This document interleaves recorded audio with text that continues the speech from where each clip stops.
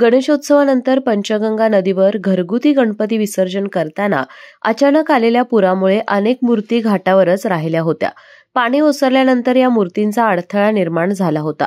मात्र हिंदुत्ववादी संघटनांच्या कार्यकर्त्यांनी पुढाकार घेत घाटाची स्वच्छता मोहीम हाती घेतली. आज गुरुवार सकाळपासून कार्यकर्त्यांनी घाटावरील सर्व विसर्जित मूर्ती गोळा करून त्या पुन्हा वाहत्या पाण्यात विसर्जित केल्या. नदी तीरावरील अस्वच्छता दूर करून घाट पुन्हा स्वच्छ करण्यात आला. अजून 2 दिवस हा उपक्रम सुरू राहणार असून संपूर्ण घाटावरील मूर्तींचे विसर्जन करून परिसर पूर्णपणे स्वच्छ केला जाईल. धार्मिक भावनांचा मान राखत नदी आणि घाटाची स्वच्छता करणं हे सर्वांचं कर्तव्य असल्याचं मत यावेळी व्यक्त करण्यात आलं.